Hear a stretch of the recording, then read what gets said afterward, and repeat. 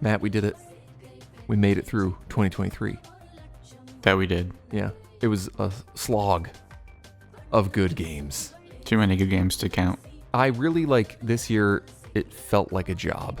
In a good way, I mean, a fun job. Yeah. Like, I enjoyed it, but I was kind of on hour 60 of Final Fantasy, I was like, I gotta be done with this. It's been tough keeping up with games. But good year. Good year for playing video games, I feel like last year we were, I don't know, last year was like an indie year. Sometimes it trades off, and this year was the big... Yeah, this was a big budget game year. All the hits. And there were still some indie ones in there. Couple, yeah.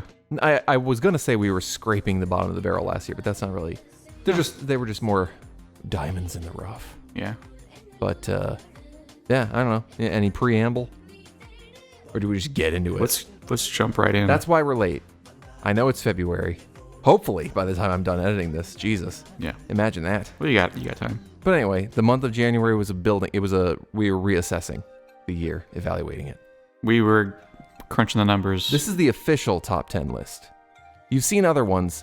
They're bullshit. Yeah, this is the best. This is the top 10 list. The correct list. Right. So your patience was paid off. All right. I'm just going to rip right into it. Number 10, Final Fantasy 16.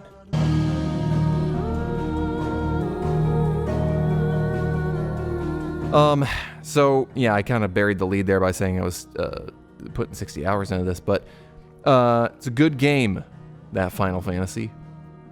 You've played like 2 of them, right? I played a couple. This is the first one in a while. Okay. So. And you liked it? Yeah, I enjoyed this game. I think I liked it a little bit more than you. I liked it more early on, and then as time passed and more characters died and left the story, it became sort of just less interesting. I heard comparisons to Game of Thrones. Do you think that they were doing that intentionally? Yes, they were definitely doing that intentionally. Like, let's kill off characters because Game of Thrones does that. But then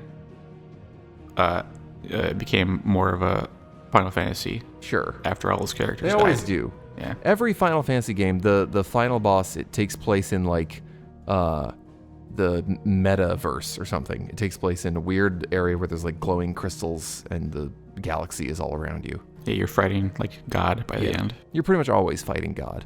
Yeah. Unless he's Sephiroth. It's a very good-looking game.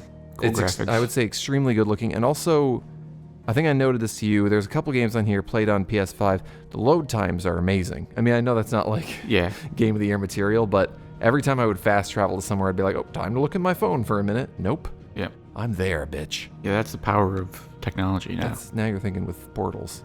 I liked the... So I have a more storied history with Final Fantasy, beginning with 7 on the PS1. Classic.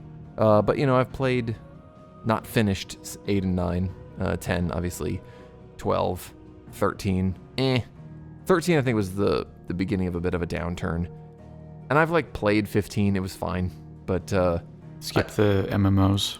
Yes. I'm not that much of a fucking nerd. But I think this one, I will say, with a couple tweaks, I think this one actually could have been really good. Yeah. And it's on my top 10, so I did like it a lot. But I thought the characters were good and are better than they've been recently. I think the issue is that you spend too much time alone. It's always more fun when you have your friends with you, and then a lot of the game you're just it's just you and the dog. Which is an interesting point that this game is not, I would not call this an RPG. It's really not more of an RPG than other action games that have level up and stuff. You have leveling, but you barely have equipment. Yeah, there's little equipment, not really any. You choose which powers you have equipped, but not any more. Less so, I'd say, than a character action game even. Yeah, it's not really a role playing game in the traditional sense. Which is fine. I had fun with the combat. They're obviously going for more of a audience for action adventure games. Yes, and which is interesting because it sold super well in Japan. It's the Japan game. I feel the Japan RPG. So it's weird that it's not really one. I struggle to even call it an action RPG. That's more like Dark Souls to me, where you have a little bit more upgrade your equipment and blah, blah, blah. But yes, the party system, you will have characters tag along with you, but it's mostly just your Clive /Sid /Wyvern / whatever other fucking name he has. But I liked him. I thought he was cool. I liked Jill. Yeah. I liked Sid. Yeah, I also Game of Thrones. I like the characters. I like the story for the most part. Torgal. Yeah, the story, we've talked about this before. It does kind of have bad villain syndrome. Like, when they revealed halfway through the game who the main villain was, I just assumed he was some random jagoff. And then it's like, oh no, this is the guy.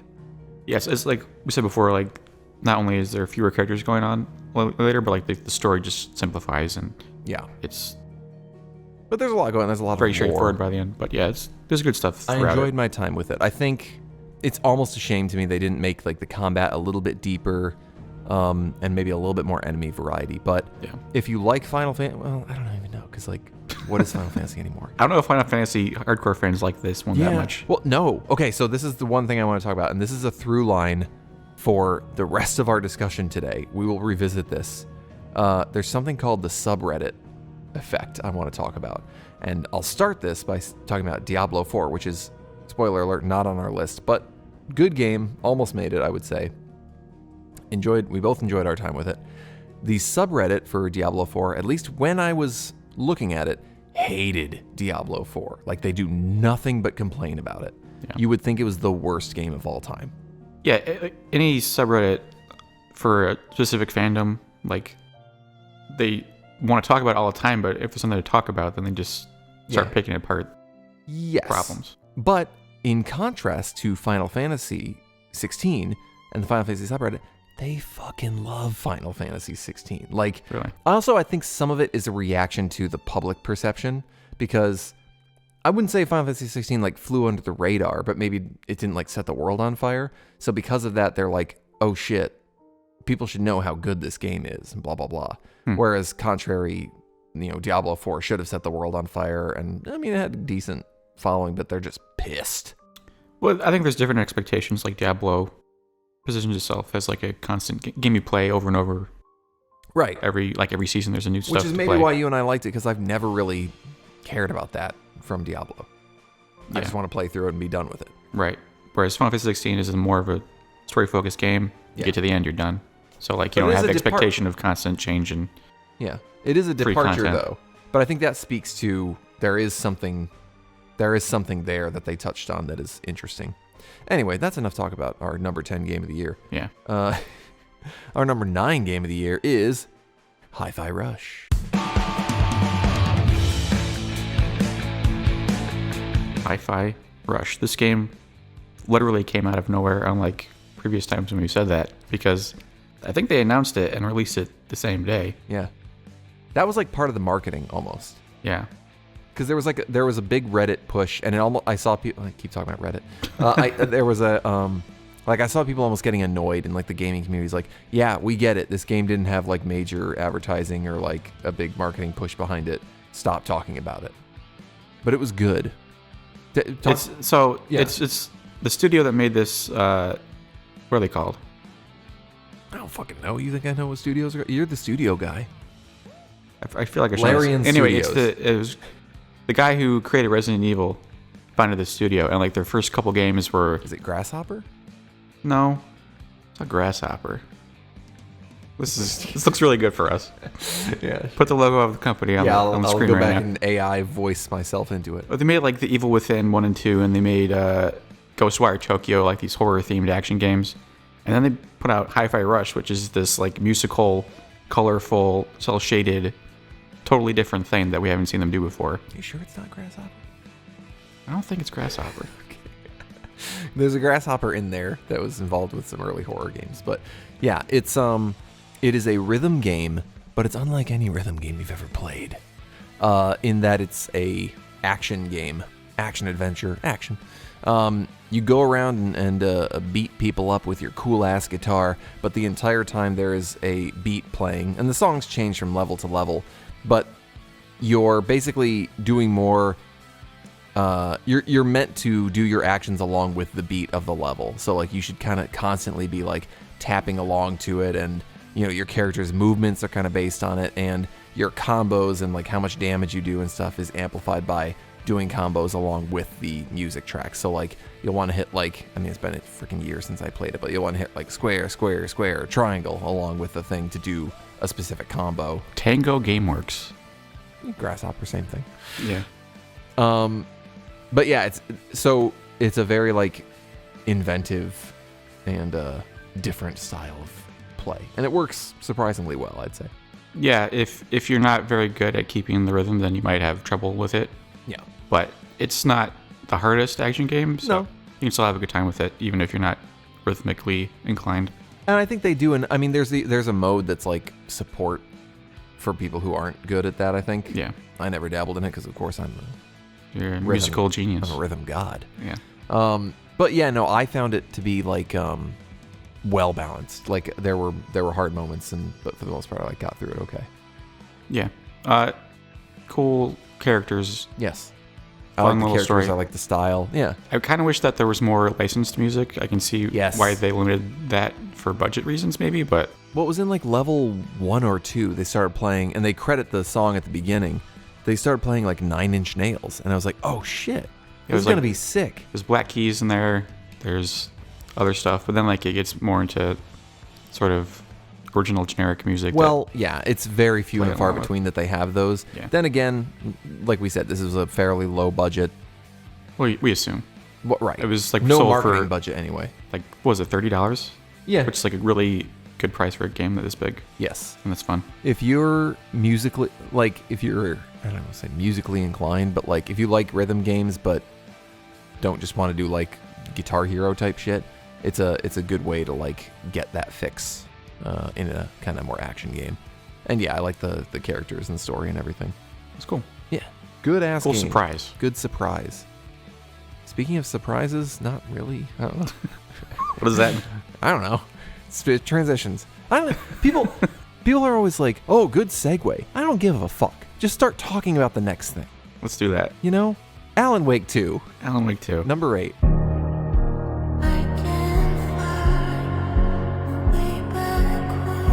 I feel like you and I would I was trying to think of who should talk first, and you and I have like equal interest in this game from different standpoints. Me because I'm like a big horror game guy, and you I feel like follow more the Remedy Studios stuff. They do weird, interesting games in which you shoot people. Yes. Um, The last one being Control, yeah, that was a good one. which rocked. I think this is a game we both liked and wish we liked more for various reasons. Tim Rogers once said of BioShock Infinite, I'm going to paraphrase here, that it was like the best game of all time and the worst game of all time loaded into opposite ends of a super collider. And I feel that way about this game, kind of. That's hyperbole, obviously. But Yeah. for everything that I was like, this is fucking amazing, there was something that I'm like, God damn it, this fucking sucks. Yeah. And I see that in the most frustrated moments of like when I was getting, ganged by like 10 dudes randomly. Yeah. And so for a game that, So we played. yeah, go ahead. 2023 was a good year for horror action games, and Alan Wake 2 had the worst action out of any of those games. Yes. Like if you come out the same year as some of these other games, you need to like, Step it up. yeah, like. Especially with Control in your Well, we know they can make fun action Yes. games, so it's just weird that Control's combat rules. like I can understand why they wanted to make it more like a survival horror game, but like Yes. you can do that without it. Like just like the way the enemies are designed and how they interact with you is just like not as fun as it could be based Yeah. on other games we've played. As I found it weirdly hard, if that makes sense. Like I said, It's just getting, annoying to fight the enemies. yeah, basically. which is weird. Like there's a core mechanic where you stun them or whatever by shining a flashlight at high beam on them. Yeah. And I found like I do that and it goes and it like pops. Yeah. When it pops, they should be stunned. Yeah. Instead, my character is stunned, and they can do whatever the fuck they want. So it would frequently happen where I'd do the thing, and then I'd need to wait for my animation to finish, and they'd club me in the head. And I'm like, there's literally nothing I can do about that. And there's also times where like the flashlight just like you use it, but it doesn't have the effect that it should, Yeah. and it doesn't seem like to. You didn't aim good enough. Yeah, like the first game had better flashlight mechanics than this one, I think. Which is like 15 years old. Yeah, 15 years and old, like something that game, when I played it, it felt like it was an action game pretending to be a survival horror game, and this one feels like an actual survival horror game. But I wish they had basically pulled out most, if not all, the combat. yeah, Because I was having the most fun when I was doing like detective stuff and just walking around creepy environments. yeah, there's not a lot of combat early in the game, and like you're just getting pulled into the world and the story, and like seeing these weird mysteries, and that stuff is cool. But the more they make you fight enemies, like the less fun it is. Yeah. We should stop talking about the bad things of our number 8 game of the year. I agree. But we need. Well, also, yes, it is ahead. very buggy. Weirdly buggy. I didn't have that many bugs, but I heard a lot of people say that, and you also. Like there's an inventory upgrade that I just could not pick up. I could see it in the box, and the game wouldn't let me take it. That kind of stuff. You weren't ready for it yet. No, I definitely was. You weren't. My inventory was full of crap I couldn't use. Too bad, bitch. Anyway, You were on the hard mode. Doesn't the let good you get stuff in the upgrades. game is very good though.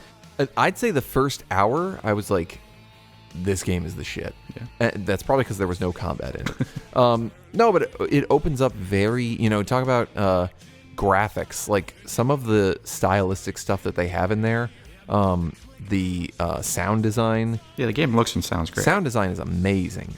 Just all the, like when you're walking around, all the ghosts and shit, there's wake, that shit. All the when you shine your flashlight on just not even the enemies, but just like the regular kind of shadows that are around, and they like swirl and dissipate. Yeah, it's amazing. And the opening kind of like ambiance, walking around the forest, the weird like zombie man coming out of the lake at the beginning. Yeah, I just had that instant hook. And this is also like a game I've wanted to personally make or have made for a long time. Not quite, obviously, or it'd be higher on this list, but like I'm a Silent Hill fan. I've wanted them to make a detective style Silent Hill game, like open world. Yeah. Forever. Like to me that would be perfect. And this is almost that. In the detective stuff and going into the mine place and like solving crimes there. Yeah. That's really cool, even if most of it is pretty on rails. Yeah, I like the detective stuff a lot. I like the way that it pays off in the end, where you're like stuck in the mine place and have to solve Spoilers. your own problems. Yeah. Whatever. But yeah, I actually like that stuff more than like the Alan Wake like writing stuff, because it was just like, Yeah, I agree. That was just like the way that the scenes changed was cool, but there wasn't much gameplay depth to it. Like you just like change the scene, learn a new scene type, and then change it again, and then you move on. I can't tell you how fucking tired I am of game mechanic where you do something and it like changes the world. It's been done since freaking Link to the Past. Move on. We get it. I thought the style of it was cool in this game, It was but cool. it No, was cool not style. as It's just that thing has been done to death, and it's never that engaging to me. Twilight Princess did. A lot of Zelda games do it. We'll get to Zelda later on. But yes, it was a lot of fun. I'd recommend it. Too many Twin Peaks references. Yeah. I thought Control had a lot of Twin Peaksy stuff in there without being like, hey, let's talk about coffee a lot. Right. There's a theme park in the game called Coffee World, and I'm just Yeah. like, why is that there? That's a good point. There's nothing else related to coffee. It's just so random. LOL's so random. Yeah. And it takes place in the Pacific Northwest. Starbucks is out there. Maybe that's something. Well, I mean, I Twin Peaks is an obvious influence on this game, and Yes, the lots of stuff is very obviously based on Twin Peaks. And when I see that, it's like, what's cool about Twin Peaks is that it's like nothing else that had been made before. So a better way to pay tribute to that is to do your own unique thing and not just like do the same kind of stuff that Twin Peaks. Create your own new tropes. Don't just have like a red room with chevrons on the floor. So anyway, it's cool. Also, A lot of cool moments and beats in the story. a lot of Silent Hill 2. I like the ripping in the story, in my opinion. You said you didn't like the comedic stuff very much. I like the commercials that the brothers No, did. they were funny. Did I say I didn't like it? No. My issue was I either wanted it to take itself more seriously or be more goofy. Instead, it kind of rode this line that I was like, I could never fully buy it. Like in the very beginning, the atmosphere and everything I thought was so cool, but it was also immediately became like really silly. Like they were talking about like, oh, this cult is trying to raise monsters from the dead. And and I'm like, oh, as opposed to like a little bit more grounded, you know what I mean? Yeah. When the vibes and the atmosphere felt very grounded, so it was like a tonal whiplash. The game definitely does like jump around tonally. Like there's some very weird, strange, silly stuff, and also some very dark stuff. He finds out a spoiler about his wife at the end. Yeah. A bad spoiler, and he kind of brushes it off like whatever. And I'm like, that'd be fucking devastating but what we just don't sit with it at all. I don't know. That's just maybe that's just a different game. But we should talk about tonally though, and you say comedic stuff. Alan Wake 2, best moment of the year.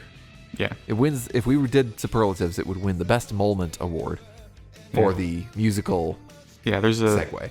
There's a scene where you're playing through a musical number, and it's very weird and funny and enjoyable. It just kind of drops out of nowhere, and you play a whole chapter where like there's giant screens playing everywhere. It's this long 8-minute long song. I have gone to the gym and listened to that song on my headphones. It's a banger. It is a bop. That's one of the examples of how the game integrates the graphics and the live action, which I think it does well. Remedy's been trying to do that for years. Yeah, I think this is the best they've done with using both together. Well, the graphics are now at a point where like the transition isn't it's not jarring. It's as not it very used to be. jarring, and it's like the models look relatively like they're like in older games. Like whenever they would do live action, like it would always be surprising, like what's happening. But like this, like it's they feel like part of the same thing. Yeah, and also load times are good enough now that they can like seamlessly jump in without a 2-minute wait. But anyway, that sequence rocks. You should play Alan Wake 2. It's a good game. Maybe you'll like the combat more than we did. Maybe you will. I'd be surprised. Let's talk about our next game on the list, Jedi Survivor. Star Wars Jedi Survivor. I was trying to write down the full name. Full title. It's just called Jedi Survivor in my heart.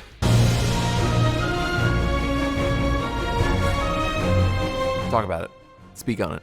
It's a sequel to the Jedi Fallen Order. Similarly, it's a game with sort of Dark Souls / Sekiro inspired design concepts mixed into a more of a player friendly, easier action adventure game. I would say even less so than Fallen Order in my opinion. That one felt very Dark Souls to me. This one felt like a little bit lighter on those aspects.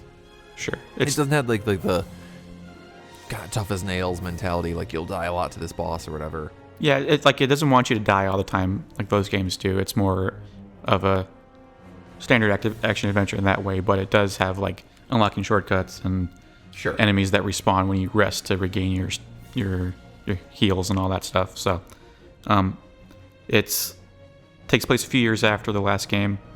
Cal is also good. Cal is with this new group of people. They're like attacking Coruscant to do something, but then his team all dies and he has to go back and get his buddies back from the first game and get the gang back together.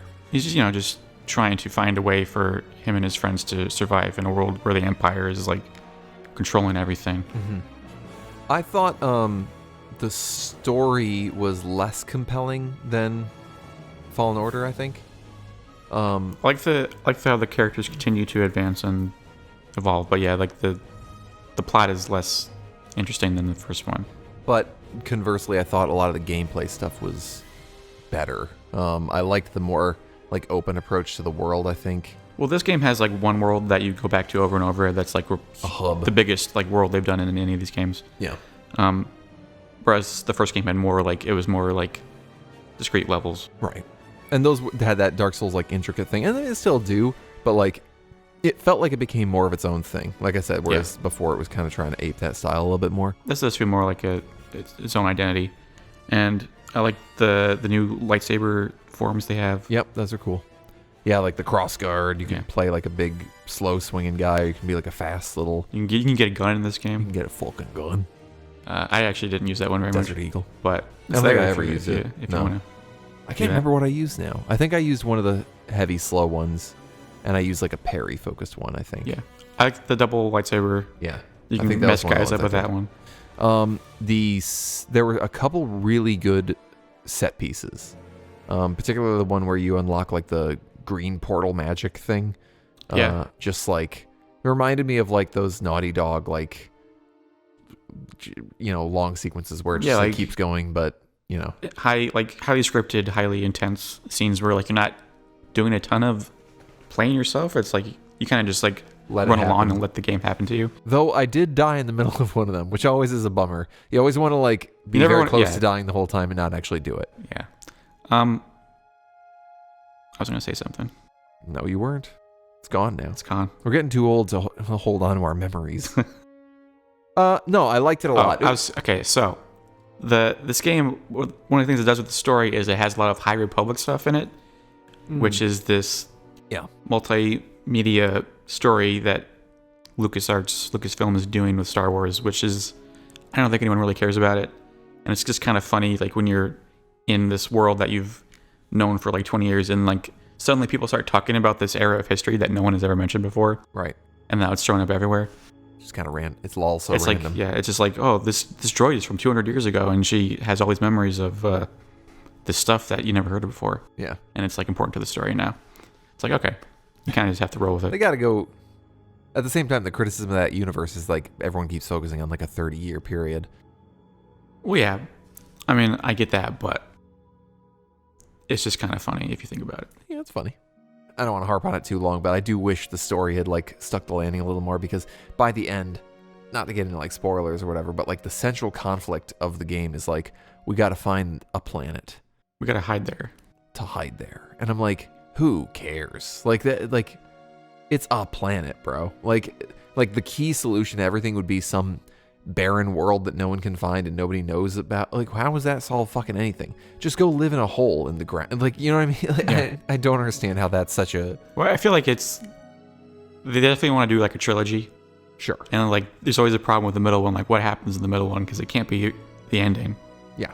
So what do you do? You have the characters all get fucking murked, Yeah. like Empire Strikes Back. Anyway, Some people get murked in this one. some people certainly get murked by a murk we all love. But that's enough about that. It is a good game. But real quick, do you think it's better than Fallen Order or worse? Or the same? I think I'd rather play this one again. I think Now. so too.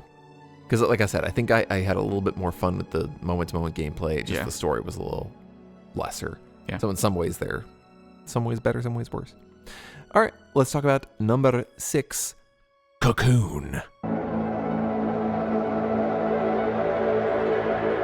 This was a late game that we Late didn't- entry. Late entry. We did not play it until. I think I'm gonna play it until this year. I think in January. Well, it came out in like November, didn't it? Or maybe it was like September. It came out earlier than we played it. I didn't hear about it when it came out, so Yeah. you told me about it. But it's by the creator of It's one of the designers, or maybe like the lead designer of Inside and Limbo, made his own studio for this game. And so it's an overhead puzzle game where you play this little bug guy, and you explore these different worlds that are inside spheres. So you can like go inside and outside of these spheres to solve puzzles, and like each sphere has its own little power that it gives him yeah. to solve puzzles. And even what you're like, it's funny. I'm glad you described it because, like, the first time I played it, I stopped and I talked to you, and I was like, I struggled to even describe what the moment-to-moment gameplay is, and it boggles my mind how some people come up with these puzzle games, like how you would even conceive of what the moment-to-moment gameplay is, because it's hard to describe. Yeah, it's like about like worlds within worlds basically. Yes. And like you can like take one sphere inside another sphere, but then you can take that sphere inside the other sphere later. Yeah. And then like it's just like you have to keep like there's like each sphere has its own world inside it, and there's also the real world, and you have to like keep a map of each of them inside your head simultaneously as you're like it takes like it's like only like a 4-hour-ish game. Yeah, it's not long. But like all the stuff that it teaches you and you have to keep inside your head while you're playing it is like it had this moment where like it's interesting. at any moment I felt like I was building like a house of cards in my brain. Yeah. And I felt like at any moment I could just forget completely what I'm doing and like lose it all and just be like, I don't know. Because it's very abstract. Like you said, like I imagine us describing it now to someone, they're going to be like, I don't know what you're talking about. Maybe they would. I'm just trying to think of a game parallel that's similar. But it's like the, if you remember the ending of Men in Black 1, that's what it's like with the alien with all the marble galaxies.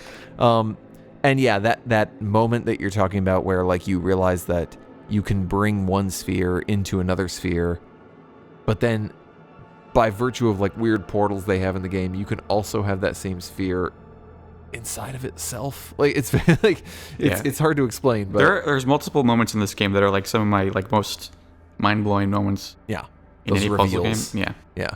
And it does have that thing that every good puzzle game should have, where you just like you figure something out and you're like, I'm a genius. Yeah. I am so smart. Well, that's a game. It's a game of like constant eureka moments, and like those are like. There's not very many like I really puzzles. like. They all build on each other. I didn't really get stuck in this game No. for very long, at any point. No. Which might tell you it's too easy, but No. I just felt like I didn't feel like it was too easy. I just felt like it was logical, Yeah. and like I was just always making the leaps that I was supposed to make, and that just feels good the whole time. There was one moment that I complained to you about that I felt like was unfair bullshit with a mechanic that I thought came out of nowhere. It was literally the only one I had to look up, but that was the one I didn't. Yeah, that one, like, I agree that it's not super obvious, but Yeah. like you just have to start trying stuff. But that also highlights how well the game explains everything else. Yeah. Because, everyone jerks themselves off to the like.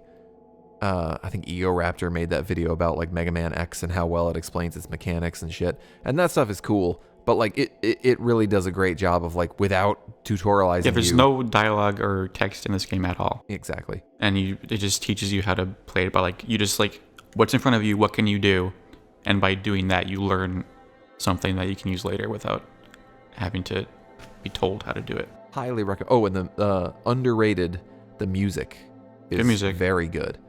There's a lot of cues. There's boss fights in the game, even though Yeah. it's not really an action game, but they're cool because like they're all about just like also about the puzzle stuff that you're doing. Yeah, it's like the boss is a quick puzzle, and you kind of learn how to beat each one. Yeah. But there's musical cues that when you've solved something, like it'll play like some orchestral beat. Yeah, I don't know if and you like- realize that. No, yeah. Like before you actually do the thing Yes. you need to do, once the game knows that you have figured out what you need to do, it like plays music. It's like, yes, I'm on the That's right really track. smart. Like I know what I'm you doing. walk across a certain bridge So you know- to the thing you're about to go solve. Yeah. As long as you have the right like spheres or It's like whatever. you that like you're the carrying, game it's like, knows that "Alright, you got figured it out, Exactly. and it's just waiting for you to do it. There were a couple moments where it did that thing that I think you've said in The Witness where I knew what the solution was, but I had to like run around a little bit to get to it. That I was like, okay, can't you just fucking give it to me? But whatever. Yeah. It was a very, very mild. The only thing I didn't like was there's a part later in the game where you have to time something. See, I And didn't I- think that was that bad. I just had trouble with it, and I was like, this shouldn't be. It in wasn't the easiest, but whatever. It didn't like slow me down. So that's Cocoon. here. Good game. It was a great game. Play it, you jerks. But that's enough of that. Number 5, Armored Core 6. Fires of Rubicon. The Fires of Rubicon. I feel like I should talk about this because it's close to a Souls game. Kind of, not really. It's close to a Sekiro game. How about that? How about that? Catch me outside. How about that? So, I From like we both like got into From Software games like in the last decade, but they were making games before that for a long time, and they made like games like Kingsfield, which are like the predecessor Sure. to Dark Souls, and they also made Armored Core, Yes. which is what Armored this Core is. was their darling before Dark Souls came around, and then This- so for a long time it was kind of languishing on the vine. There's definitely like shared design principles, I think, but it's also very much not a Souls game. I'm talking mostly about the stagger bar. Yeah, that's definitely a Sekiro. It's the director design from thing. the Yeah. of the combat director of Sekiro.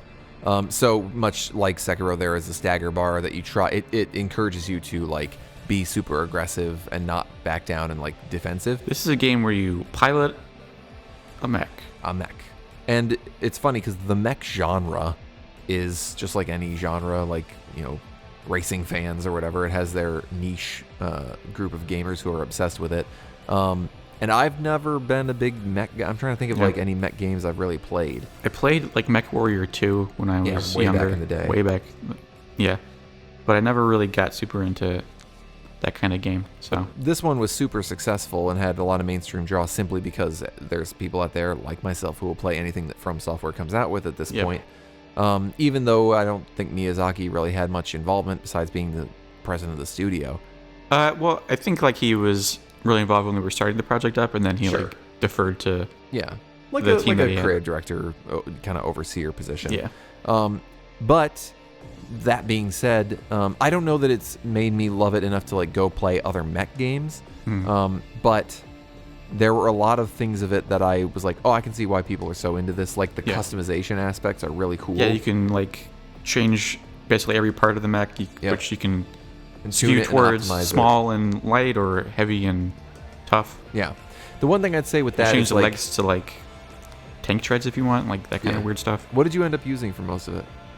I was mostly just I was like bipedal the whole game. I used tank treads for a bit because they were good for carrying heavier guns, but like I didn't like really like the movement of them that much. I went back to bipedal. See, I did something I did not anticipate, which was the quadruped legs. Oh yeah, I switched to that around that cleaning robot, whatever the fuck it was called. Yeah.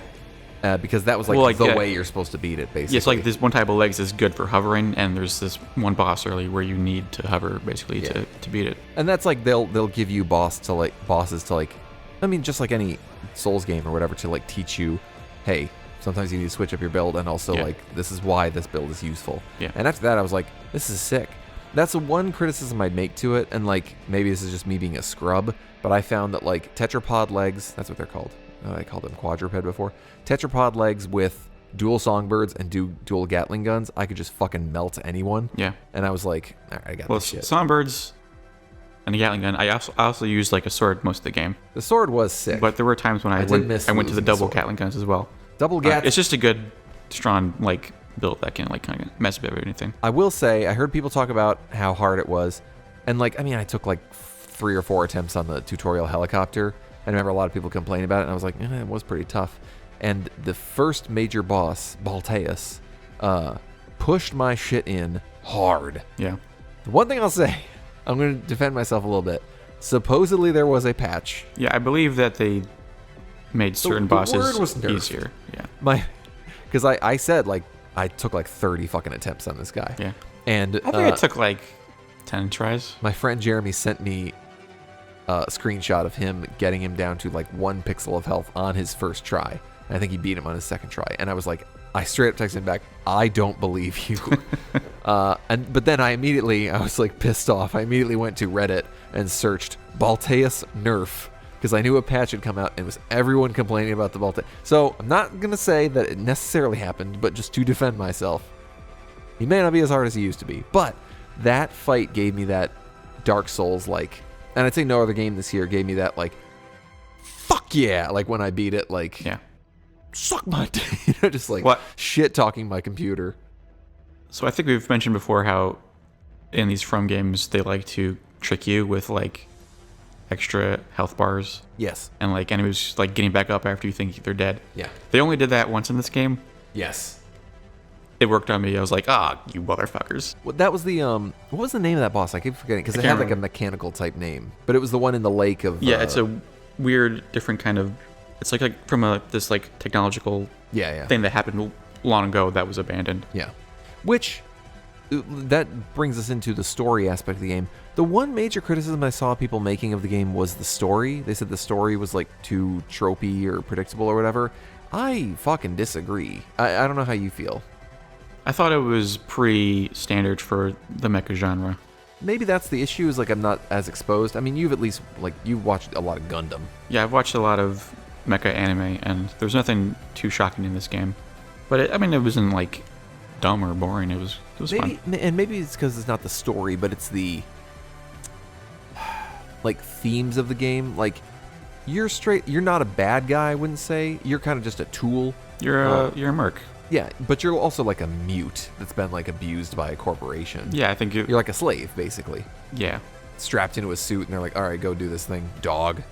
But what I liked about it was this like brutalist corporate future where like you're working with other corporations basically to like, mine resources from a planet that has like a resistance force that you're like, yeah, just kill all those guys. Yeah. Or like one mission you'll be like, yeah, we'll work with the resistance force on this one, and then the next mission will be like, nah, fuck them, kill them all. Yeah. And there's specifically a mission in the middle of the game where like all the corporate forces like unite to take down this thing that's Well, there's like the against all their interests. it's like a government type force, and they're like all gonna like the government's coming in to mess up all their good Yeah. corporate exploitation, so they unite against it. But if we were doing superlatives, Alan Wake wins best moment. I think AC2 wins second best moment. AC2. AC6, I'm sorry. AC2. Too many twos. With the I won't miss moment in the boss fight. If you haven't, I'll just do it a little bit. One of the nicest characters to you It was Rusty that did that shot, I think, right? I think so. I think it might have been Rusty. I think it's Rusty. Anyway, Rusty's cool. Rusty's cool. He calls you buddy, and you may have to kill him depending on what choices you make. But just I as didn't kill him. it's this cool. I did. Yeah. Fuck that guy. No, Rusty's cool. But there's this weapon that he's carrying that you have to like stun this worm thing and like to take it out, and you stun it, and then he's gonna like hit it with the big weapon. And like they're all fighting together, and you finally get the first stun on the thing, and all the music drops out, and they're like, the weapon's charged. All the music drops out, and he just goes, I won't miss. Bam! And this huge like laser cannon just shoots through it, and you're like, that was fucking cool. So anyway, good ass game. I like how the story branches and how we both played different Yes. branches. I wish they'd made it a little clearer that I was making choices, because I didn't realize I was.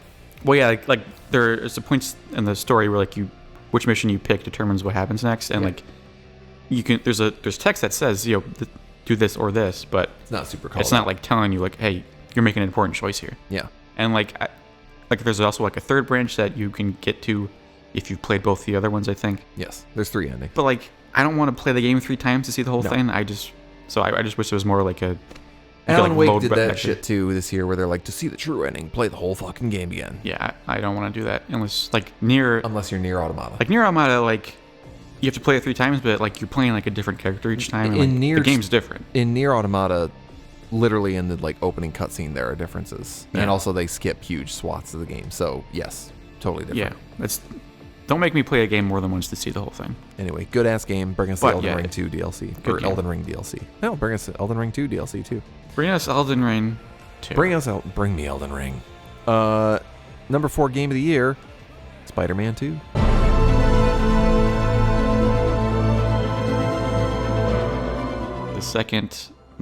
the third If you Spider-Man count- game. I guess Miles Morales was. I always think of it as like a demo or an add-on, but It was like a nice dozen hours of Miles I action. didn't play that one. You didn't play it? No, You didn't play it? I didn't play it. I'm a hater. You didn't play it? I'm not a hater. I love these games, but should what play did you it. think? Of Spider-Man 2? Yes, It's good. obviously you liked it. It's our number 4 game of the year. Yeah. It's so in this game you play both Peter and Miles. Yes, hence the 2. Hence, no. Well, it's also just the second game. It's Spider-Man 2 TWO. It's Spider-Man 2, two Spider-Man. You've still not seen Kimmy Schmidt, have you? No. Okay. There's a Broadway show called Spider-Man 2: Too Many Spider-Men. It's very funny. You should watch it. Okay. Anyway. Yeah. So I would say that the story definitely focuses more on Peter, but Miles has some cool stuff going on too with his. Yeah. They have almost equal, but History. yeah, mostly on Peter. But you can also, like, for the most part, like, swap between them at any time. Yeah. If you're not doing a story mission, you can usually play either one. If you like playing one more than they're the like other. side missions. Some of them are linked to one character, but like there are certain ones that you can do with both, and like Yeah. they must have like different dialogue for both characters because like they both like talking to characters on the phone and stuff when you're doing those missions. So It's interesting how They they count for did that that kind of with fun. they play similar enough that you can just Yeah. swap them, but they don't play so different that like throws you off much Yeah, like- when you're playing. they both have their own.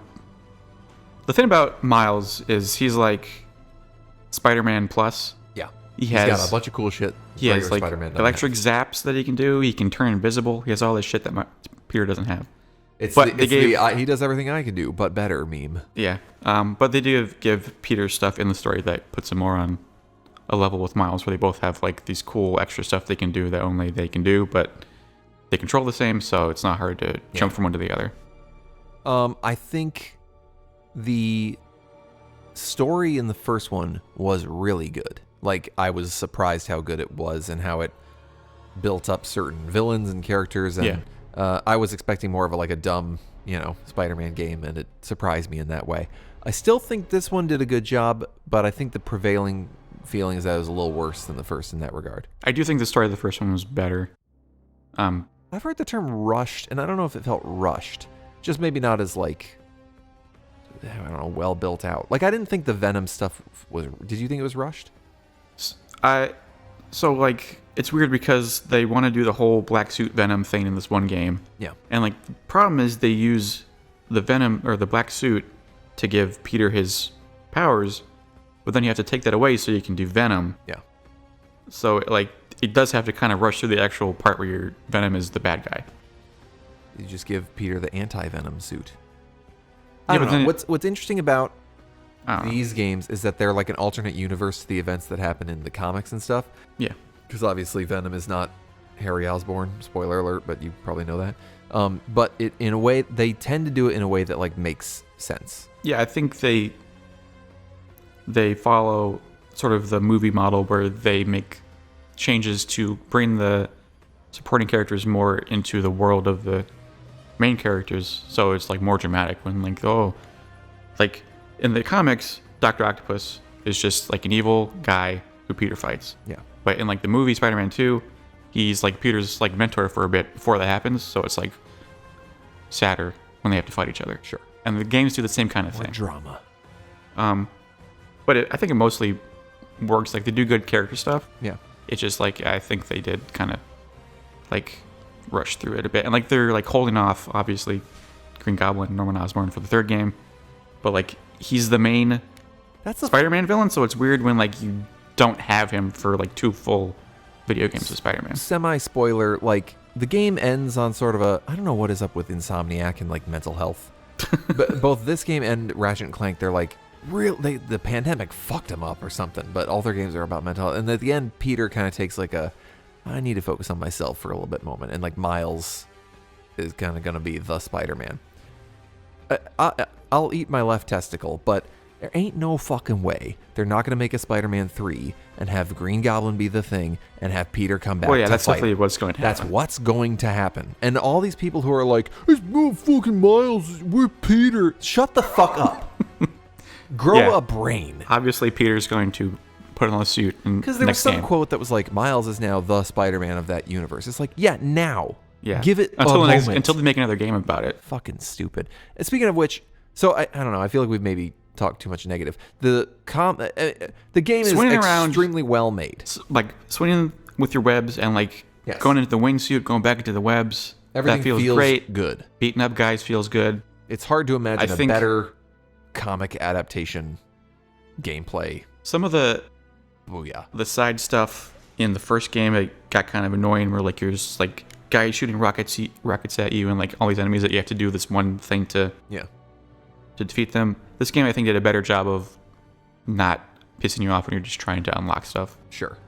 It's when you said rockets, it just reminded me of guys shooting rockets at you and you There's- slinging them back at them. Yeah, there's so many rockets in the first game. There's so in have this done game, a lot of memes of like, you know, a single mother who had to steal eggs to feed her children, getting like her neck kicked in by Peter from like 10 feet high in slow motion. It's just funny to imagine these people aren't dead or, you know, paralyzed for life. So the one game this question doesn't answer is who is funding Kraven the Hunter?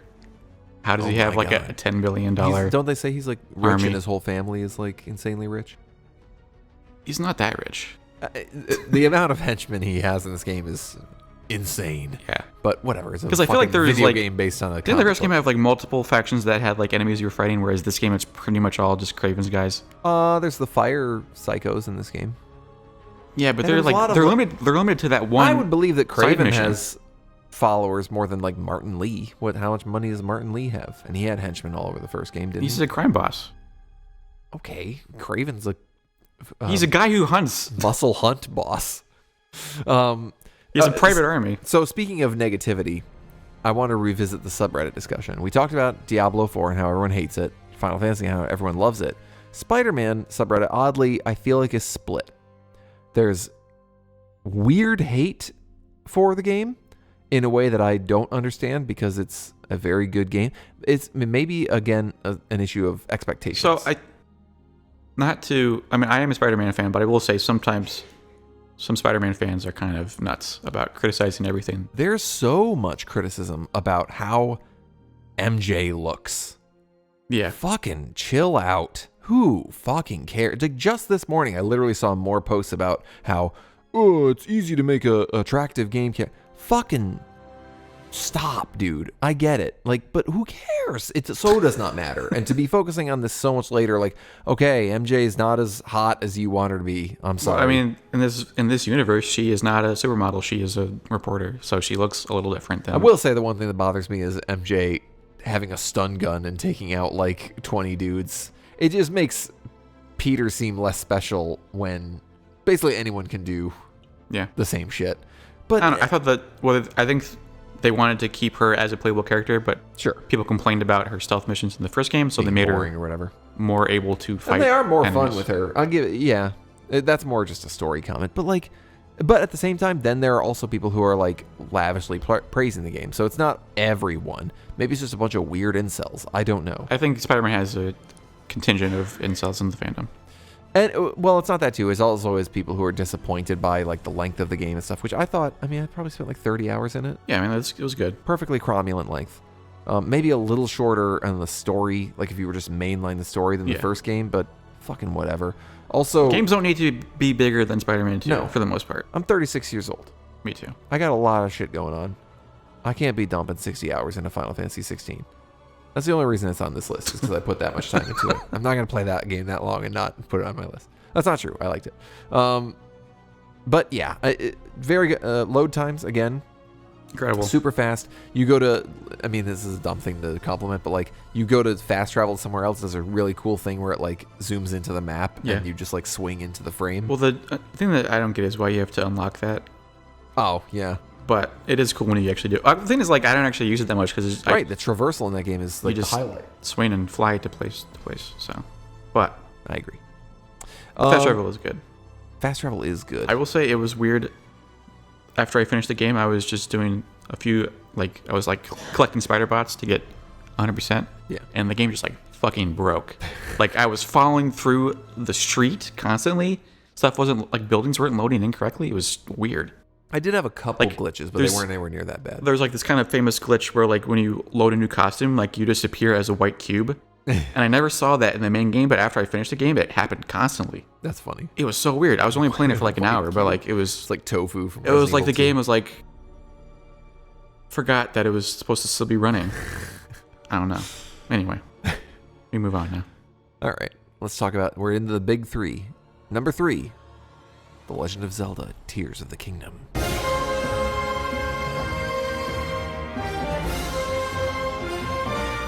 This is obviously a sequel to Breath of the Wild. It takes place in the same world, but it's different now. Some stuff happens, and there's all these big chunks of land floating up in the sky. Some stuff happened. There's holes that lead down underground to this subterranean world that like mirrors the surface world. The depths. And you gotta save Zelda again. Oh my god. So you have to They go. made, you have a to- Zelda where you have to save Zelda. You have to visit all the different peoples of Hyrule and help them with their problems. You gain allies. You gain powers. The Zora, the Rito, The Gorons and the Gerudos. and the Gerudos, yes. So in the first game, you had like you could move metallic objects around. You could freeze water, stuff like that. This game, you can merge like any two objects together. Mm-hmm. You can like Fuse. you can fuse like a weapon to weapon to make it stronger, or like an enemy part. Like I was using a lot of like bokoblin horns and stuff like that. Yes. Those are good. And like you can also like build vehicles, Yes. which is a big part of the game, and it's really cool. Like I've never played a game of this style where like you have so much control over how you get around Yeah. and how you solve the puzzles that you're finding. Very Minecraft-esque in the building and construction of things.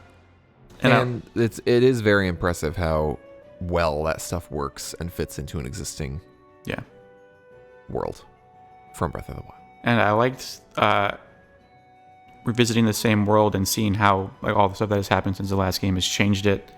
Like there's pirate attacks that have caused villages to have to abandon their villagers, abandon their town to live elsewhere, and like they sort of like it's natural how like you visit this one town and like you find a refugee from that town who tells you about our village was taken over and you can go deal with that. Yeah.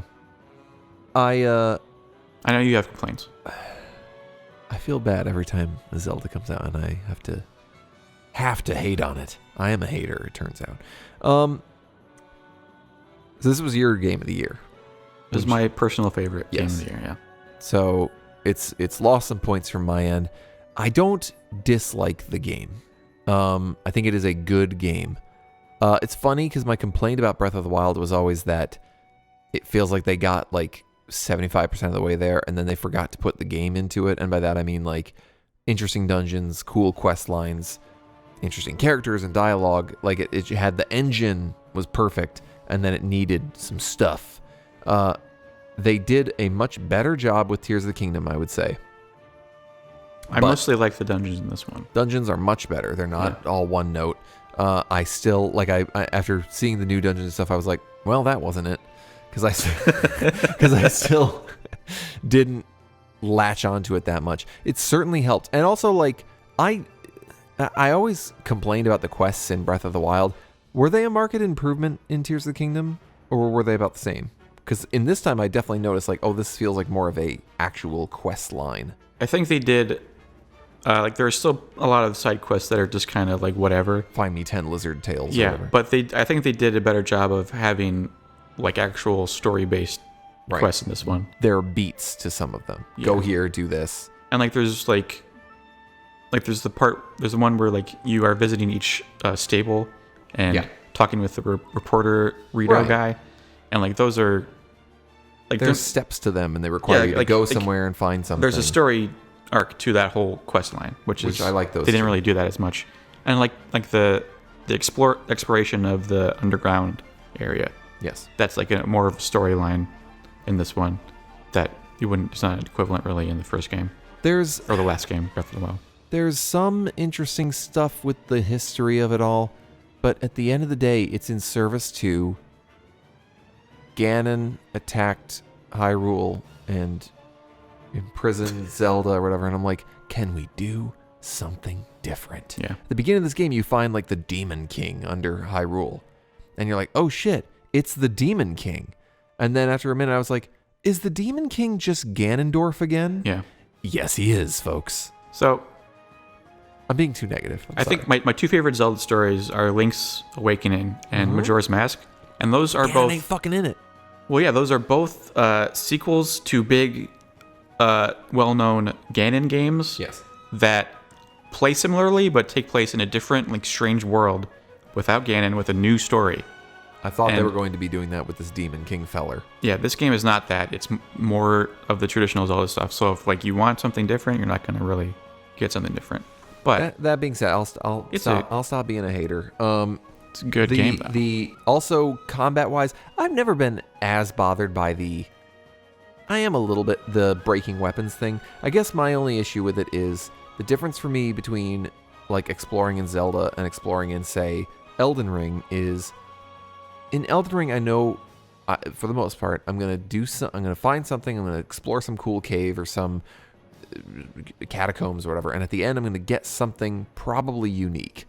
A unique boss. Maybe one of the bigger issues with Elden Ring is just a reskin boss, but like a flail, Gimrax flail. And even if I don't fucking use flails, there's something cool about like, cool, I got that flail, I got that unique thing. Whereas Zelda, it's like, here's a chest with 20 rupees in it. Don't fucking care. I mean, because of the way the weapon system works, it does not reward exploration in the same way as other games do. It's more of like a survival type of thing, But the where you're fuse, just getting supplies that you can use to fuel your own stuff. the fuse mechanic at least makes it a little bit better in that regard, because like if I find a cool thing to fuse to another weapon, I can make something that's like pretty fucking OP. Yeah, and it lasts they do last longer if they're fused Sure. than the Still, weapons there's in a the nagging first bit of your game. brain that's like, this is just gonna break, but like whatever, get over it. You know what I mean? Yeah. So it's a good game. You should try it. You should try it. I don't like the final boss, but I do like the ending. It's a cool ending for a Zelda game. Are they going to do another Zelda in this world, you think? I think they have to do something else for the next game. But I think it'll be similarly styled. They made some statement that was like, this is the future of Zelda. Yeah, but I forward. think they're not going to do a third game in the same Hyrule. I'd like to see them do something simpler, like the Link's Awakening remake in between this and the next one, like another top-down or something more traditional. Just because they should expand, they should branch out, they should do something more for make old a school version fans than of A new. Link to the Past that is fun to play. Oh shit! They did. It's called Ocarina of Time. Yeah. That's my slam. That's your slam. Okay. All right, moving on to the number 2 game of the year, Resident Evil 4 Remake. It's not called that. What is it called? Resident Evil 4. Fuck off.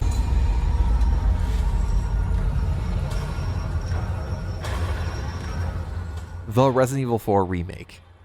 Resident Evil 4, in parentheses, 2023. 2020. Okay. It fucking rules. It's really good. It rules. It's the best action horror game of 2023. Would you say Resident Evil 4, the original, was one of your favorite games? I would say it is one of my favorite games. Okay. I never, despite being an old, horror fan, I never had the same love for RE4 that you did, weirdly, and that's probably because it's the game that transitioned it to more of an action genre. Yeah. I can acknowledge it was a fun and good game, but I never had that reverence for it. Still, I knew it was considered a classic. I mean, all of them have been classics, but there've been more time between, the PS1 era and them making the RE2 remake. So when RE4 was announced, I was like, is this a good idea? I feel like GameCube era was not far back enough that there'd be meaningful changes with this one. Right. And that being said, every change that they made just feels like in service of polishing it up and making it a little bit better. To me, RE4 Remake is now the definitive version of RE4. Is that true for you, who has reverence for the original? If you were to tell someone play it today, which one would you point them to? I would tell them to play the new one. Okay. But that is high praise in my opinion. Personally, if I was going to play Resident Evil 4 tomorrow, I would probably play the original again. Probably. I mean, there's nostalgia mixed up in that too. Oh yeah, obviously. So this game is great. My complaint is that a lot of the changes they made, I do not think made the game better. They cut out a lot of the goofiness that made the original version charming. There's a part where there's this big statue of Salazar, who's he's this small man who is the lord of this castle that you have to go through. And the statue comes to life and it chases you, and that doesn't happen. Yeah. In the remake. I forgot about that. They cut out some of the stupid jokes that Leon makes, and they cut out cool scenes I liked. There's this part where you're on a gondola and there's guys shooting at you. You have to snipe them. There's they changed the minecart sequence in a way that I thought made it less enjoyable. There's all kinds of stuff that I prefer about the original version, but this game is it controls they let you move and shoot at the same time. It's like butter.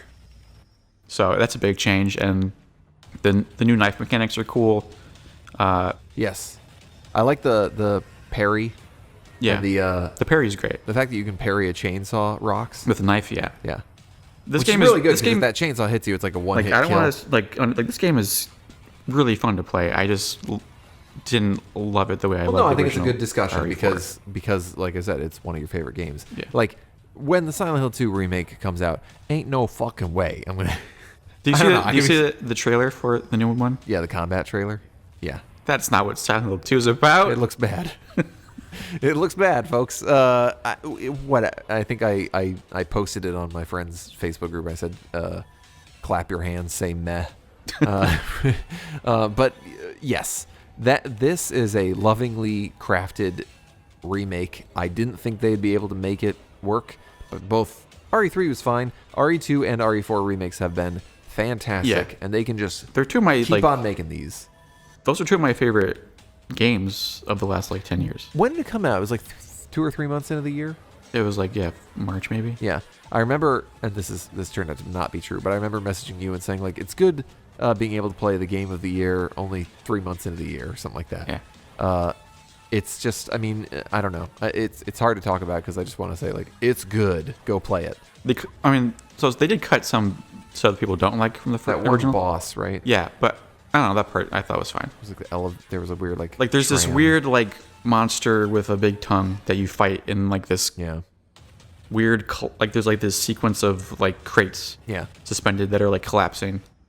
And it's not it's funny because I don't even remember that. I probably blocked it out of my memory. Well, it's from the island, and the island is the least.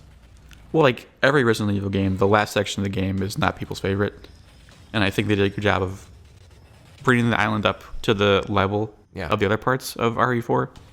But I remember I was still- in the original RE4, once you got to the castle, it fell off a little bit for me. Like I was like, I love the castle. the village stuff was always my favorite, and in this game, I did not feel that way. I felt like, well, let me clarify. There's a sequence with catapults launching big fiery rocks at you and shit. I fucking hated it, and I don't know if I was doing something wrong, but like I died over and over and over again. I think could not that's figure out what I another was part supposed to that I do. think is better in the original version. I would 100% agree because get that shit out of there. Hated it. But anyway, I mean, it's beyond reproach. Like I loved it. There's the They made parasite guys with the suits of armor. Yeah. Those are much more annoying in this version than. You think so? They were more. Oh yeah. I don't know. In that original sequence, I remember it being scary. Kind of. It was like the one moment that I thought was scary. That and the sniper guys that you have to snipe. I remember there are a lot more of those in the new one. The guys you have to use like the sniper with the heat vision or whatever. Oh to see them. yeah. That was another thing that they changed that I Yeah. preferred how it worked in the original version. Well, you just love the. Why don't you go fucking play the original one then? I will. Okay, fine. But this game is great too. It's fantastic. I Are they gonna recommend do it 5 to- next? They should do Code Veronica. They should have done Code Veronica before this one, in my opinion. Came out first. They shouldn't remake 5 before they do like 0 and Code Veronica, Correct. because 5 is already in HD and like That's what I'm saying. But it was also not that good, so we'll see what they do. 5's I fun. didn't like it. It was okay. I played it, okay. and co-op was fun. 6 sucked. Let's move on. The moment everyone's been waiting for. What if they made a good version of 6? That'd be weird. Right. But also 6 came out, what? I mean, at this point, it was probably like 7, 8 years ago. More than that. Really? Goddamn. March of time. I feel like 7 came out like 7 years ago. Shut your mouth. Let's talk about number 1 then. Number 1. Baldur's Gate 3.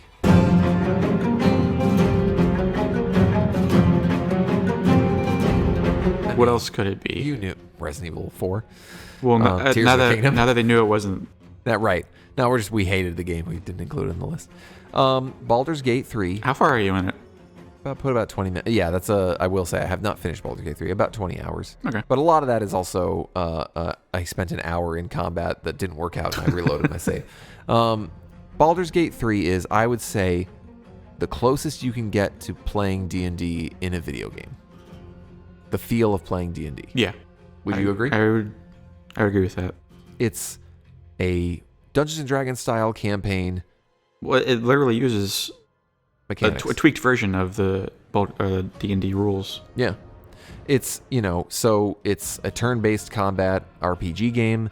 You create a character, you get party members with you, you can swap out those party members, and you go around the world trying to rid yourself of a mind flayer tadpole Stuck in your head. stuck in your head, yeah. Yeah. And all your other characters also have that affliction, so it's kind of a reason for you all to kind of band together. Which is a clever idea. Yeah, it's and so kind of it starts out with this big shipwreck, and you find your other party members, but then you're in the wilderness, kind of left to your own devices.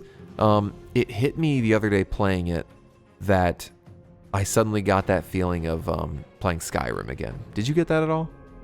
Where I was starting to accumulate side quests, and I was like, oh, there's kind of a lot of shit I can go do right now, Yeah. and all of it's kind of interesting to me, and I don't know what I want to do next, and I'm just like, I can do whatever I want. Yeah.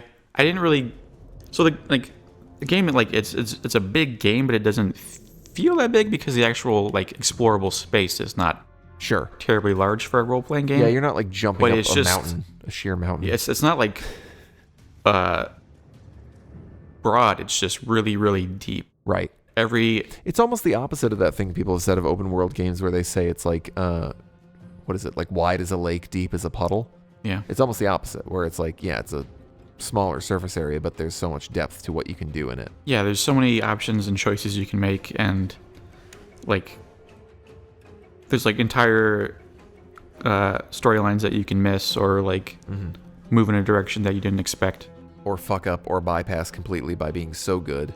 Yeah. Like, going back to the D&D example again, like a lot of the things that you do, or I would say almost all of the things that you do are based on like your stats and dice rolls, basically, like literal dice rolls in the game. So like you'll be talking to somebody and he's a goblin in charge of the goblin camp, and you can intimidate him to basically let you come in to it. Yeah. And I did that because I have good intimidation. And he was like, all right, cool. And I just can walk through the camp, no fucking problem. Now, later on, when I killed all their bosses, they got mad at me. Yeah. But, as opposed to being a big problem, you can get around certain things. Yeah. Conversely, you can fail those things and people can be like, all right, kill these assholes. And they'll start trying to chop your head off. Yeah, but they're like, that's not like there's so many ways to get into just an example of the goblin camp. Like you can like try to be more not intimidating, but like friendly and like Persuade. they'll like, hey, you can rub shit on your face and you'll fit right in, and you can just rub shit on your face and go in. Yeah. Or like what I did was I convinced them that I was one of them because like the tadpoles that you have are connected to this like new religion that's been popping up. Yeah. And so you just convince them that, oh, I'm one of you. Yeah. Like here you can tell. And like, okay, they let you in. How did you kill, just to give an example to the listener, if you recall, I think her name was Priestess Gut. In the camp, yeah. Yeah. How did you kill her or get around her or whatever? So I convinced her that I wanted her help with the tadpole, I think. Yeah. And she led me into this room wherein I closed the door to prevent anyone else from noticing what was happening, and I just killed her in one turn. Okay. Interestingly, you and I did a similar thing, but I took more steps, which was I was going to straight up have her remove it from me. So yeah, we followed her into her secret room or whatever, and she started to talk about doing that, but then she realized like she wanted to watch me transform into a mind flayer, so she locked me up in a room, in a pen, and what did I do? I got out of it somehow. I lockpicked my way out or something like that. And she had a giant like ogre man patrolling the room with her. Mm-hmm. So I found a sneaky hideaway out of the room, got the rest of my team back, came back into the room, snuck up on her and killed her ass, and then just had to take care of the ogre man who was there with me.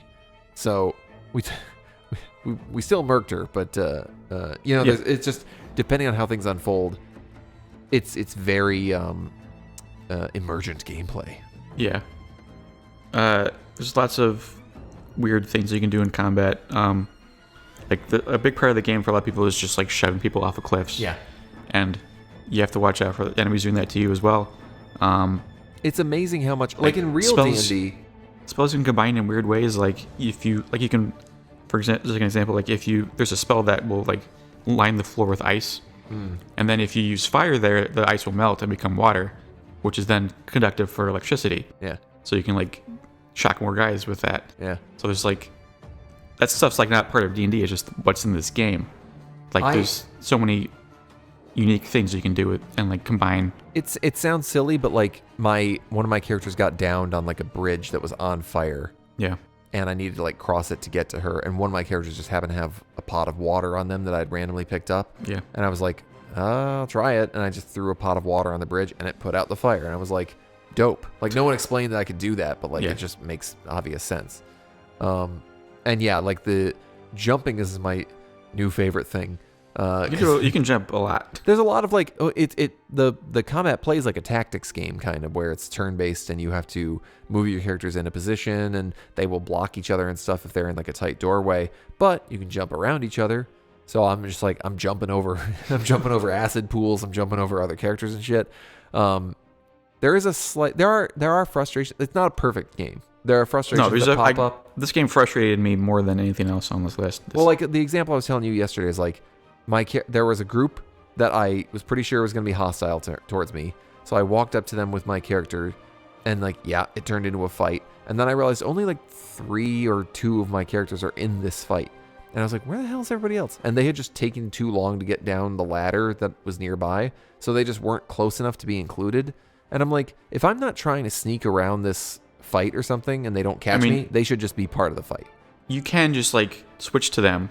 Yeah, move them closer, and then they will join. But then their initiative's all fucked up. You know what I mean? Yeah, like, for the first round, they'll be. I want them to all be there. Every round costs a lot. The game is hard. Like if you ever played Divinity: Original Sin, like in Divinity, the thing I had to learn was like you have to do every fight to have enough experience to level up to continue playing. Because if you don't, you will be underleveled for everything. Yeah. So like this game has 3 acts, and I think I reached the max level about like halfway through the last act. So, but like the way the acts are structured, you can kind of do stuff in whatever order you want. Yeah. So like if you just play normally, I think you will hit the max level and be able to kind of just take on anything at that point. But yeah, like it's very hard if you are like just like trying to beeline it to the story. Yeah. You should like definitely explore and like see what you can find. I think it's kind of a core tenet of CRPG games, but the game, in my opinion, kind of encourages save scumming, and I just don't like to do that. But like the temptation to save the game, try something, and then if it doesn't work, reload your game is a little strong for me at times.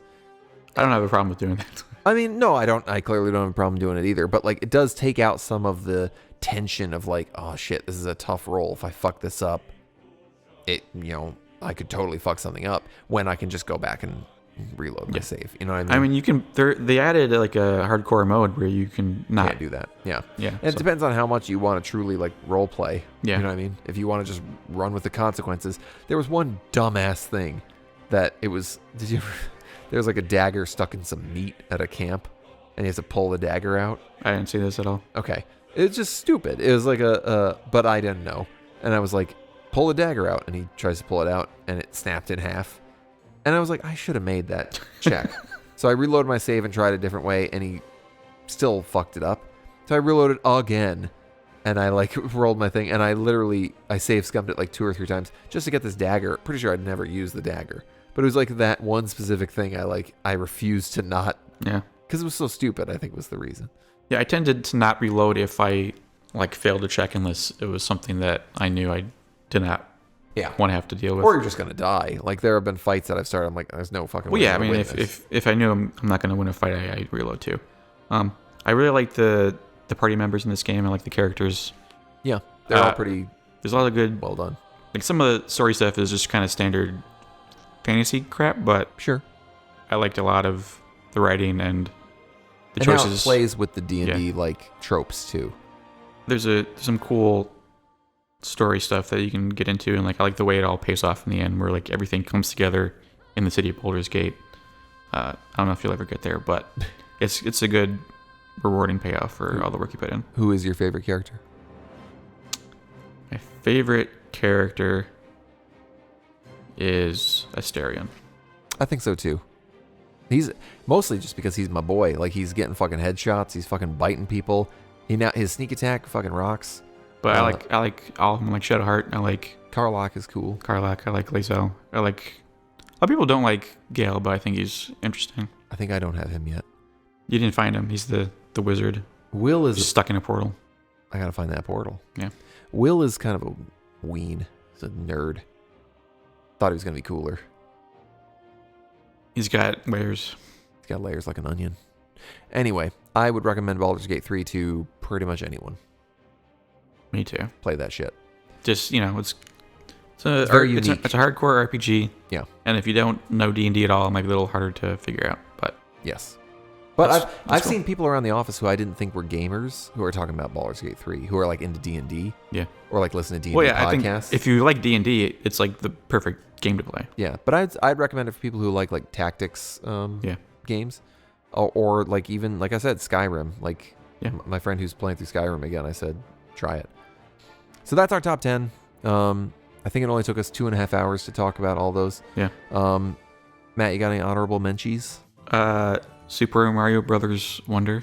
Yes. It's also good. A good Mario game. Every level has its own unique thing happening in it. And there's some cool like power-ups that you can use that like there's a badge system that lets you choose like different like things that can help you or make it harder. Yeah. Which one did you go with? I often use the one that lets you just like bounce out of holes once. Oh, interesting. Yeah. Avoided a lot of dome depths that way. There was one that like lets you get an extra like jump off of a wall, or like jump straight up from a wall climb. Yeah. That was like lets you go into. Saved my ass so many times. My other one is the Talos Principle 2, which is probably I've not finished. The biggest game I've ever played that doesn't have like any combat in it. So it's like a 30-hour puzzle game if you do all the side stuff. God damn it! I'm gonna be playing 2023 games for 6 months. Those puzzles are really good. Yeah. So like I said, started, haven't finished, but it seemed good from what I played. Yeah, I just have, let's see, Blasphemous 2. We didn't have any Metroidvanias on this list, Matt. Well, there weren't that many. Can you believe it? Blasphemous 2, it was, in my opinion, I liked Blasphemous 1, but I think it's like an upgrade over the first one in every way. Still, fun Metroidvania style gameplay. They toned it down a little with the toughness, I feel like. I didn't struggle that much between like bosses and stuff. Really good and some really inventive stuff with the map exploration in that game. And it looks cool. Lethal Company played a little bit of. It's, burning up the charts. I had fun times with it. I wouldn't mind throwing that back in the rotation a little bit. It's the kind of game that I don't really have a lot of interest in playing, but it's fun to watch people play it. Yes. I think that's the two types of fans of that game. The emergent moments in that seem pretty fun from what I've seen. I've encountered a couple myself. And then, Dead Space Remake was good. Yeah. For a minute, I thought Silent Hill 2 Remake and Alone in the Dark Remake were going to come out this year, and it was going to be the year of the horror remakes. Yeah. But those two have not happened yet. Maybe the least necessary remake of all time. Yes. But it's still a good game, so... There were large parts of it that I was like, I remember this exact hallway that I'm in from the first one. Again, if you were to play a new one, I'd probably say, the story stuff they did in this one I didn't think was different enough to. Then again, I was going to say definitely play if you haven't played Dead Space, definitely just play the remake. Okay, I didn't think it necessarily justified the stuff with his wife or whatever. Like if you actually look at the old one, yeah. Looks like shit. Like we don't think about we think that graphics haven't changed that much in the last 10 years. Yeah, they have. Yeah, some of the games on this list look incredible. Yeah. So yeah, that's any old games of this year. Old games you played this year. I had spent so much time just playing new games. I know it was 3. Like you and I said, we could make a top 20. Yeah. This year, they wouldn't all necessarily be bangers, but games that we liked. Yeah. So anyway, that's 2023. I don't know that 2024 is going to top it. Probably won't. Not going to top it. Not looking like it. Like I said, I'm going to be playing Talos Principle for 30 hours. What is coming out? Alone in the Dark remake and potentially Silent Hill 2 remake. Alone in the Dark one I'm kind of excited for. That could be fun. Okay. Yeah, what else is coming out this year? Pal World. That already came out. That game. I don't give a shit. I don't give a shit either. It's just it's just Pokemon for people who are mad at Pokemon, right? Well, it's like a survival game, but it has Pokemon in it. Right. It's not really a Pokemon game. AI generated Pokemon. Cool. Well, I'll talk to you again Send in a year. this video to your dad. Why? I don't know. Because he'll like it? Yeah. Okay. Bye, everybody. Bye.